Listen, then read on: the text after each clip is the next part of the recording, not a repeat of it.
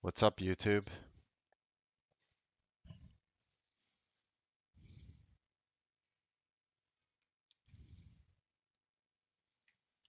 Yeah, for sure. Dogs are the best people I know. You right? All right, we're good. Just hit me up when we're good on Facebook, YouTube. We're good.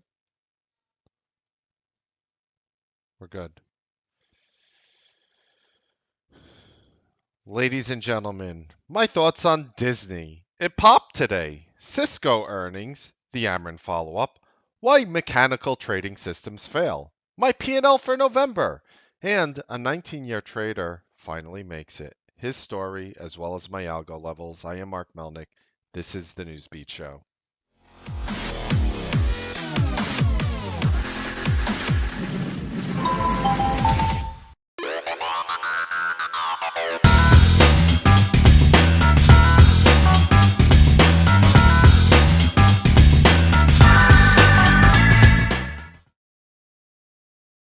Good evening, ladies and gentlemen. Welcome to the Newsbeat Show. Have so many great things to talk to you about today. Kindly pause the video, read this scene, and agree to it. All right. If you do, you can watch this video. Thank you so much for reading it and agreeing to it. Have a cute little agenda for you guys here today. We're going to go ahead and we're going to talk about some things here. My thoughts on Disney, Cisco, Ameren, etc. So let's just get right into it. And we're going to start off with Disney today. Maybe you're watching Disney. Maybe you saw that. You know, that huge move after 12 o'clock. Congratulations to everybody in the room here who did catch this name. And it just started really just ripping out after 12 o'clock, and it just started lifting up on the news that they received 10 million signups since the launch. Now, it's kind of funny the way this worked because a lot of the signups are actually not paying. Wedbush came out and says that 10 million Disney Plus subscribers is jaw-dropping, that he believes is considerably higher than many on Wall Street were anticipating. Yeah, with the exception of, drumroll, these are not paying customers. These are not, in fact, most of them, I'm guessing, aren't paying customers to Disney Plus. Not saying they won't be, not saying these numbers aren't good, but let's just be honest about it. The other funny thing is when people are, popping up this Disney, they're simultaneously beating the snot out of Netflix. Now, as you know from, ever since Netflix has been going through 400, Mark Melnick has been a bear on Netflix. Their numbers always suck. They always spend a lot more money than they receive in. They're always running a deficit with the amount of money they need to pay for amazing content. And I absolutely love the service. And I did a video saying why I will always own Netflix, why I will always be a Netflix subscriber, but I don't want to own the stock. And this is me coming out sort of defending it today. It's kind of funny because when people are shorting Netflix today as it's falling down and Disney is going up, you have to realize two things. One, just because people sign up for Disney Plus doesn't mean they're leaving Netflix. In fact, I would say if not 95 to 99% of people who have Disney Plus, who signed up for Disney Plus and were also Netflix subscribers have absolutely zero intention of canceling Netflix. You have to realize people do have a larger appetite to spend more money on these services. Do I need to really remind you, ladies and gentlemen, back in the days, a slice of pizza and a soda were 5 cents. No, I'm not going to take you back that far, but back in the day, we used to pay 40, 50, 60, 70, $80, $100 a month for cable service. How many of you guys remember that? And all of a sudden, Netflix comes in $9 a month if you subscribed early, like I did, and so many of you, or like $20 a month, or whatever, 12, whatever they raise their price. Who cares? It's not that serious. I mean, what? So if it went from 12 to 20, it's another $96 a year. Now, yeah, I'm not counting the money in your pocket, but for most people who have a job, that's not going to be a serious enough change for them to cancel their subscription, to spend another $8 a month. But we come from a place where we're so used to paying tons of money for cable services that just because you sign up for Disney Plus doesn't mean you are canceling Netflix. This is not the same thing as owning an iPhone. If you buy a Samsung phone, most people own one phone. Most. I know. Oh, Mark, I have two phones on my job. Yeah, congratulations. You're one of the few. If you buy a Samsung phone, you're probably not buying an iPhone. If you buy an iPhone, you're probably not buying a Samsung phone. This, I'm surprised and shocked that analysts are just this lost and clueless. They don't understand that streaming services, you can own a lot of them. And guess what? That will be the norm. I know you could also own a lot of cell phones. That's not the norm. Unless you're paying for your family, then each person has one. There's a difference in that. But when it comes to a streaming service, how many people right now, use Amazon Prime and or Hulu and or Netflix? Or how many people are using more than one streaming service right now as we speak? I am. I love Amazon Prime. Not just for shipping, but like the streaming service, Amazon Prime Video, whatever. I use Netflix. I have zero intention of leaving either of those services. And you know what happens? If I get Disney Plus, you know what happens then? I still keep the other two and they go nowhere because our appetite to pay for streaming services has not hit a point where it's like, okay, I have to sit here and say, well, it's either one or the other. It's not like it's not like your kid coming to you who wants a PlayStation and an Xbox, and you're like, well, you're going to have to choose one. Then there's going to be a South Park episode regarding it. This is not one of those things. This is not owning a cell phone. This is not owning, well, I want to buy a new car, and it's going to be the Mercedes or the BMW, and it can't be both for most people, right? So you choose one. That is not the same thing as a streaming service. So when they're beating up Netflix over this, when Netflix is taking it on the chin, I look at it and I nod my head. And again, Mark Melnick is no fundamental fan of Netflix. But to beat it up because of Disney Plus is idiotic. The same thing is idiotic to beat up Beyond Meat as a result of, if it is getting beaten up as a result of competition, because Beyond Meat sales keep exponentially rising, and despite the fact there's competition, it rises even more. Nobody is leaving Netflix for Disney Plus. Just as many people will leave Disney Plus for Netflix as will leave Netflix for Disney Plus in 2 years when enough people are on it. What does that mean? It doesn't mean anything. All it shows you is the consumer has an appetite to spend more money for movies, for streaming. That's all it means. You know what it's like saying? It's like saying to a gamer, because one video game comes out that you really like, that no other video games are going to sell now. As if you have ever only purchased one video game in your life. It's it's an idiotic sentiment. Netflix is getting beaten up. Is this really great news for Disney here? Um, I think it's an overreaction to the upside on Disney. And I'm a big fan of Disney. I love everything they do. Hot dog, hot diggity dog. I know the Mickey Mouse Clubhouse song by heart already. Like I have a lot of love for the Mickey Mouse. But let's just keep it a little honest here. This 10 million subscriber thing was predicted. I forgot the analyst who already predicted it, that they would have close to 10 million subscribers. And then the news comes out today that it's official and everybody pretends they're shocked. I'm sitting there like, what? Bottom line is, Disney still has a good PE ratio. It's a very fair valuation for them. If this stock digests lower, I will look to buy it. Here is the funny thing, though, the funny question, and I'm going to leave it on this note before I move on. Very simply, people are asking me all the time, Mark, do you think people are leaving Netflix to buy Disney? And my answer is absolutely not. Disney is not a streaming play, just like Amazon is not a streaming play. You don't buy Amazon because of Amazon Prime Video. There's too many other facets to the company, from Amazon Web Services to those cute little smiling brown boxes that come to your house every single day. I mean, my house is an unofficial Amazon, fulfillment center. Like I have so many boxes. Like when it's boxes night here, it takes me about half an hour to cut up the box, and this is every 2 weeks, to cut up the boxes and put them outside. Like literally, you could build like a cardboard castle with the amount of cardboard I take out every week from Amazon. Amazon is not a streaming play. Disney is not a streaming play.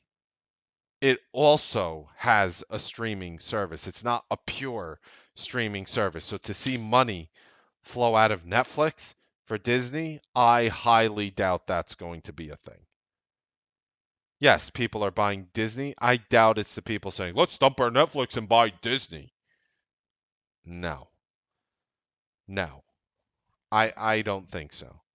And believe me, wait till you see the content cost of what Disney creates. If you think Netflix is the only one who has these high prices, it's going to start chewing into all their other profitable businesses.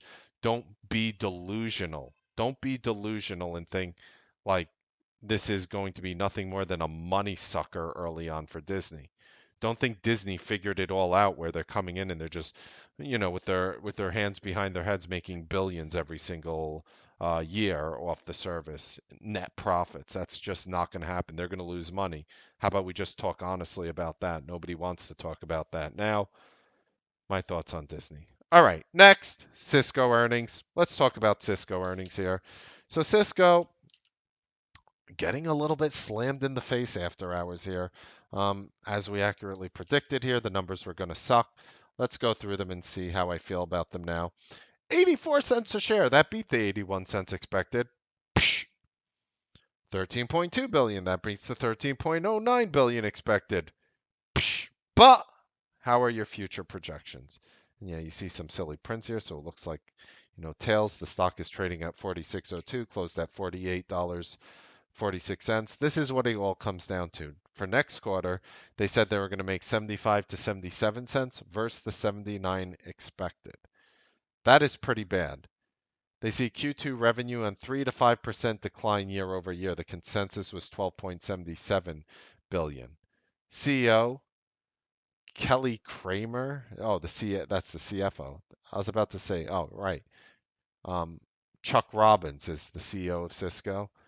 Says we delivered a solid quarter against a challenging environment. Now, I know he's the CEO and he's supposed to paint everything in a rosy light, but I actually want to remind you something of Cisco. Why these numbers might actually not be as bad. So last quarter,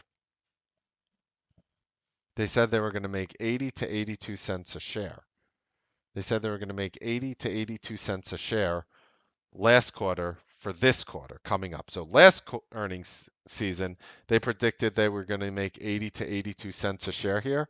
They reported 84. So Cisco does have a tendency to underpromise and overdeliver. They were, again, supposed to do 80 to 82. They did 84. They beat on revenue, 13.2 versus 13.09. So even though Cisco is giving the 75 to 77 cent number, if Cisco wants to act the same way they have historically, they're actually going to beat next quarter. So the numbers to me are just a sense of being too modest. That's what it is, a sense of over modesty. Looking at Cisco here on the daily, yeah, in the Newsbeat room, we will be looking to trade it tomorrow. Critical algorithmic support. If you're looking for a level in which it could test, and if it blips underneath it, look for a bounce. $45.26 will be that level on Cisco.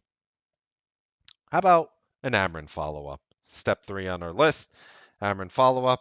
All right, so I've been getting a lot of, people writing me love letters. I send you guys the same thing. I'm a married man. I appreciate the love letters and everything, but indeed the Melnick is married. And taking a look here, at the Ameren, they're going to be walking into an AdCom tomorrow. Nobody is talking about it now, and I'll mention it. There's a good chance that Ameren is halted at like 8 o'clock a.m. tomorrow. Like you walk in the morning and it's just literally halted all day tomorrow. Nobody's talking about that. I mean, they didn't say they would be halted, but does it? People don't know how advisory committee meetings with the FDA work. The FDA streams the AdCom committee. The company gets to give their information, which we said would be bullish, and we said they were bringing up really great patients. They released the news, and the stock exploded through the ceiling, and a lot of you guys hit home runs. Remember, the puts, the same strike puts out of the money equivalent to the same strike calls out of the money or trading 50% higher. In English, Wall Street was very bearish on this. So that was a pretty damn bold call in which we did our video on Sunday saying that Ameren was going to explode this week. Look at that. There's a chance that Ameren goes higher. There's a chance, and all the analysts, I read what all the analysts said on Ameren, and I literally fell asleep at my keyboard. They literally brought nothing to the table. So let me just help the analysts clarify here. They're going to do an adcom tomorrow. My thoughts, they're going to have patients who are going to tell you the story of their lives. And I'm going to actually tell you a good story tonight, too. And they're going to be talking bullishly about Vasipa. There's going to be an FDA.gov link to it. And you're not going to be able to trade Ameren tomorrow, is my thoughts. During normal market hours, of course. Maybe after. I don't know. Maybe. Just my thoughts on Ameren. Okay. Should be bullish. This is a really good one, step 4. It's why mechanical trading systems fail. And so many traders have come to me in our room who have been finding a lot of success, and they all talk about, every time I talk to them about it, they talk about a mechanical trading system. So maybe I'll just look for the Google definition of a mechanical trading system, or what is a mechanical trading system? They're basically, all right, so according to Google, a mechanical trading system is, I'm just going to read it to you, are systems that generate trade signals for a trader to take. They're called mechanical because a trader will take the trade regardless of what is happening in the markets. And this is the biggest mistake you can do. And every single, whether it's educational course, whether it's trading room, whether it's trading service, all seems to make this mistake. It's a mistake that I've made for many years of my career, not the past 6 years. I wisened up very well to that, but I want to talk about that. And then we're going to and then I'm going to show you my P&L for November and how a trader who's trading for 19 years struggling to make it finally makes it. And it's, again, I feel, and I said this in the room, like I've been, see that? Sliced with a knife. I've been shot at, not shot. Thank God. I never been, I've been shot at, not shot. And I never cried. I was a teenager and I got sliced with a knife and I also almost lost my eye with a knife and I never cried. But I read some of your emails and I don't cry, but I tear because it just melts me and it's inspirational and I want to share that with you too. So first let's talk about why mechanical trading systems fail. You know, Mechanical trading systems is the heart and soul of Wall Street education, Wall Street gurus, Wall Street trading rooms, Wall Street newsletters, Wall Street this, Wall Street that, Wall Street seminars, Wall Street mentorships. It's all about a mechanical trading system. And the truth is, the biggest challenge of a mechanical trading system is actually you. And, as a teacher, you have to trade exactly as the system dictates in order to duplicate the results that you see in front of your face. Usually, people are pitched into these systems by seeing such said guru's P&L, and you can see it, and it's almost impossible to duplicate the results. And for some, following every single system's dictations is simply impossible. And I just want to share with you some of the common pitfalls of why mechanical trading systems actually fail from a psychologist's perspective. So when you fooling around with new ideas, when these mechanical trading systems often fail because you as a trader, cannot resist fiddling with the system's components, either indicators or rules. Most trader systems are actually never really finished. They evolve with the market. Everybody agrees the market evolves. And so these systems must evolve while the traders experiments with new ideas. The problem with new techniques is that people are impatient and try to fit the new idea into an existing system without fully either backtesting it, understanding it, not backtesting it at all, or not even understanding the market environment you're in. Um, And then you have the people who are taking these mechanical trading systems and they're back testing it until their face turns purple. And to find the perfect parameter for your indicator on whatever stocks you like to trade, you could spend countless hours, days, weeks back testing. And as soon as you discover the ideal parameter, then the market changes, the market volatility shifts, and the parameter is no longer optimal for whatever you did. And now everything you do, you have to throw out the window. That's why at the beginning of this month I was telling traders abandon your trading, system. Abandon it because it's going to hurt you. It's going to hurt you. If you just think you're going to walk into a market grinding at all-time highs, and I'll prove it to you. Again, what does your trading system say to do? What does it say to change when the market is at all-time highs? Does it say anything about that? You look at me like, no, it never takes that into account. Exactly. Everyone's trading system, unless you're taking these factors into account, are impossible to plan around. So you must be flexible. You must be flexible. Technical analysis contains rules that are valid in the context of their own time frame, but work a whole lot less well in different time frames and different environments. And although a mechanical system imparts confidence in the eventual profit and loss profile over some period of time, it has the drawback of occasionally or frequently being wrong on any single trade or any series of trades. And sometimes you could see the wrong trade coming, which makes you want to override the signal. And to override the signal, you start, it's actually called discretion when you try to override the technical signals being thrown at you. And discretion is this innocent sounding word. It's, oh, do it at your best discretion. Oh, okay. You mean when I'm comfortable? Yeah. That's your best discretion. Don't worry about it. But in fact, it's a load of dynamite and it explodes. And to exercise discretion means to abandon your hard earned, high probability systematic trading signals in favor of personal judgment. And that actually is not always a bad thing. And because you can't backtest judgment, the only way to evaluate discretionary overrides is to keep either a diary or write down every override that you wanted to do and what the environment was doing while you wanted to do it, what time of the day it was, what day of the week, and record these things. And every so often go back and do an honest accounting of your judgment. These trading diaries sometimes of your personal self has a lot of value because it allows you to analyze yourself. And again, I'm going to be releasing um, you know, from the works of Dr. Ned Gandavani. I'm going to be releasing something in the psychology field, which is going to take traders to the next level. And I'm very excited to release that. And I'm still working on it. And there's going to be quizzes. And it's basically going to teach you that you are an individual. And you can't just throw any system at somebody and expect for them to succeed. You have to have these traders analyze who they are through honest answers to themselves and then try to have them fit in certain puzzle pieces in certain systems in certain places. See, you get ideas about additions to your system to overcome a shortcoming.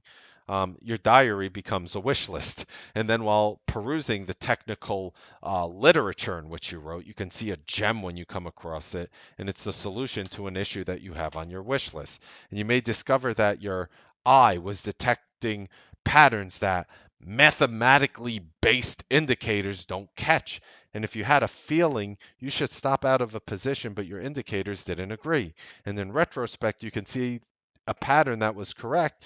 You may have had a hidden talent for pattern recognition. And this is how all these strategies are invented in the first place. How many of you guys look at a chart and you're like, that's weird. When I see that and that happen, I usually see the stock go up or I usually see the stock go down. How many people have felt that before? My God, that is like that's like everything I've ever created. Then I take that feeling and I try to backtest it and see if there's anything behind it. And most of the time there is. You discover personal characteristics you didn't know about yourself and may or may not like. And again, one of the common findings um, one of the common findings is that you saw a continuing trend because you wanted to see it and willfully ignored reversal warnings from other indicators that were present on the chart. And the bottom line is if you think that anyone's mechanical system out there can help you, 98 or 99% of the time, you are going to blow up. And I'm sorry, and yeah, I know I know. This is why Mark Melnick, this is why other gurus on Wall Street aren't my biggest fan because I tell it how it is and they can't really poke holes through my theory. In fact, I'm poking holes through their theory and they don't like it. They think what I'm saying is bad for business because it's enlightening you at the expense of their BS and their nonsense. And you know what? Maybe I was one of those traders who was dishing out that BS and nonsense. And again, it's not being done with one evil bone in anybody's body. Everyone out there wants as much success for you as possible. Very few people are going to deliver it because they just simply don't understand the stuff they do doesn't fit into every single person. And not only does it not fit into every single person, how they develop their own strategy for themselves doesn't fit into 98 or 99% of the people. That's why trading rooms don't grow out there anymore. Because the only way a trading room stays stable is with an amazing marketing team behind them because you have an equal line going in and an equal line going out, and the revolving door just keeps spinning. And the more and more you could spin that door with getting as many people in, the better you look. But the truth is, these trading rooms have been stagnant for years. I know trading rooms that have had the same amount of traders for the past 5, 10 years and they don't grow anymore because it just comes to a point where your marketing team can only, throw in so many people in your room, and then it's just ultimately up to the guru to ensure that they're successful, if they're going to stay around, or if they're learning, or if they're pushing forward with something. That's why mechanical trading systems fail. You can't just tell somebody, here's a buy signal, buy here, stop here, sell it here. This is what the candlesticks look like. Here's what the moving average looks like. Here's what the Bollinger Bands look like. I use all these things. They're great. And yes, I do use them effectively. And yes, I do trade phenomenally consistently. Speaking of which, just again, that's why mechanical trading systems fail. All right, very simple. Step 5 here. My P&L for November, not where I wanted to be this month, but honestly, like not even making excuses for myself because again, the market has been doing nothing but going sideways. Here's November 1st, and ever since, that next Monday, we just basically have been in a chop like grind fest. And my P&L for the month is a little worse than 20 grand right now. Again, this is my P&L as of, I made a little bit of money today, whatever, but this is as of November 12th. From yesterday you can't actually see it, but it's not the 19 grand I'm up. It's this right here. The average that you needed in buying power per day based on my cost basis, and ask any guru you're following to show you this, and they won't because it'll basically poke so many holes in their system that they're going to look like a human piece of Swiss cheese. The point here is this is how you help people. This is how you help people. So on that, so I threw $150,000 into the market over 9 trading days. November 1st to November 12th is 9 trading days. I put $150,000 worth of buying power into that, into those 9 trading days. I had a return of $17,000. What does that mean in English? For every dollar, for every dollar I'm putting in the market, it's, returning me about, what is that on average? What am I making? About 12 and a half cents for every dollar I'm throwing in. It's very modest. But the reason why these modest gains can add up, they could add up into, and again, this is not even like a great P&L, and L, and I know there are a lot of traders out there who would be very happy to have something like this. I can show you how to do it. I can show you how to do it. But this is a very dead month. And the whole point of this month is to make money consistently. And if you can't make money consistently in this month, let me try to help you. Let me try to help you. There's some traders in which it takes a lot longer. I'm going to show you something that I found just so unbelievably inspiring. Again, I feel like I don't know. I've been getting so emotional with so many of these traders. So many of them have been reaching out to me successfully. I just had to block out his name right there because not that I think he cares that I show his name, but here's a testimonial, and I sent it even into T3 to inspire them because again, it's just so beautiful. So right over here, I'm going to read it on another screen, but basically, this is what it says here. Okay. Hi, Mark. I wanted to let you know that you have no equal in your ability to create successful traders. I've been trading on and off for 19 years. I'm a 20-year veteran, by the way, so I pretty much have the same experience as this gentleman. I've had successful runs for months at a time in that period. This is going to inspire you, so it's very important. Inspiration is such an important factor in trading. I've had successful runs for months at a time in that period, only to eventually give back most of my gains or more. We all can relate to that, can't we?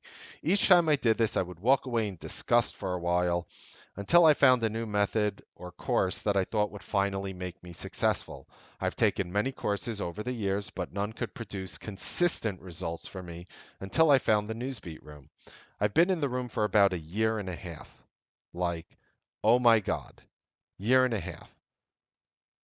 Look at that. I've been in the room for a year and a half. That, you know, there's some people who click in right away, and there's some people who take longer. This is a guy who took longer. Some people even 2 years. I started slowly because my losses from other systems and courses through the years had built up a ton of psychological toxicity.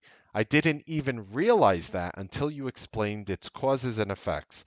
You made me realize that my mental state is way more important than any trading tactic, and you gave me methods to fix it. For the past few months, I've been batting over 70% on all my trades. He says it. I could zoom in. So right over here, just so you see.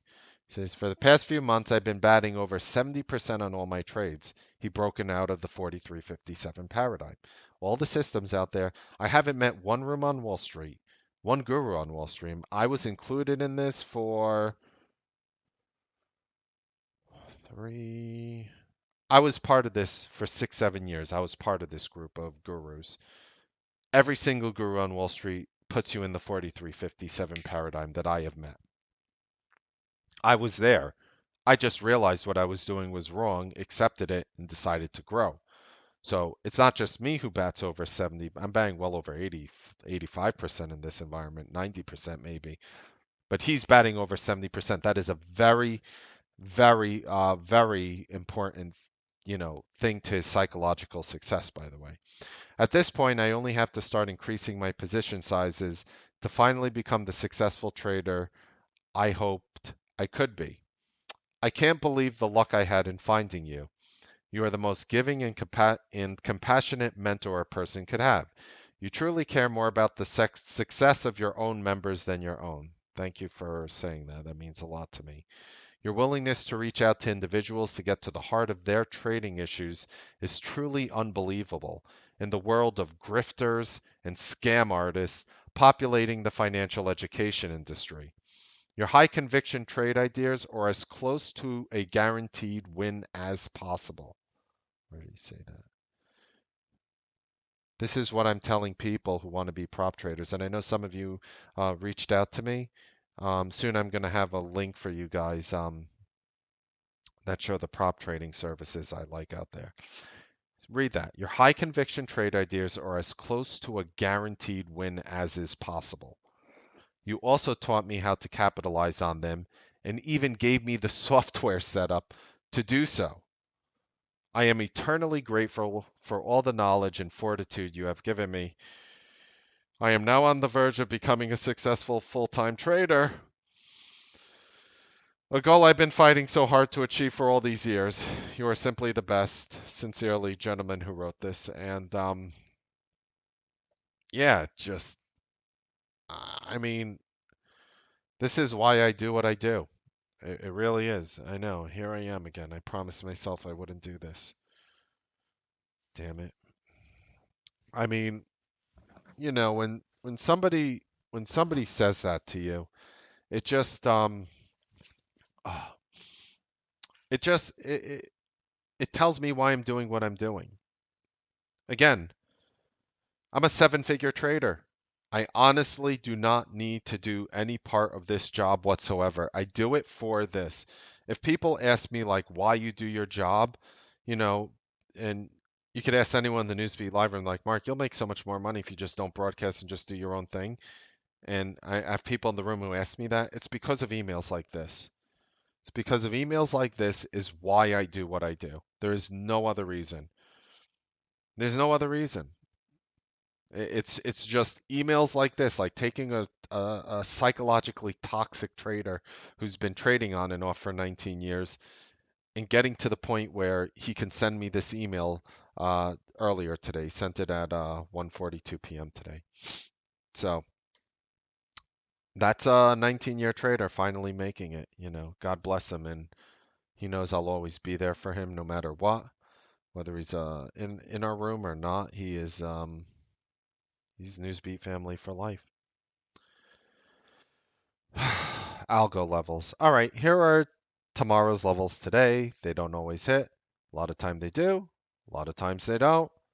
But when they do hit, I tend to have an easy time buying through support or shorting through resistance or taking calls through support or buying puts through resistance. I hope you guys enjoyed the News Beach show.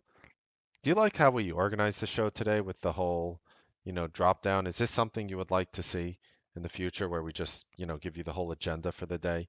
Slap the like button if you like this video. Again, I don't even monetize on these videos. I have never received a check ever in my life from YouTube or Facebook. I couldn't tell you what the color of the check they send you is because I have never received one. But it means a lot to me because it lets me know that you like my content and it helps me know to deliver the content in which you enjoy. So I hope you guys did enjoy this Newsbeat show. Happy trading, make money, and I'll see you guys tomorrow on the Newsbeat live trading broadcast. Have a wonderful evening.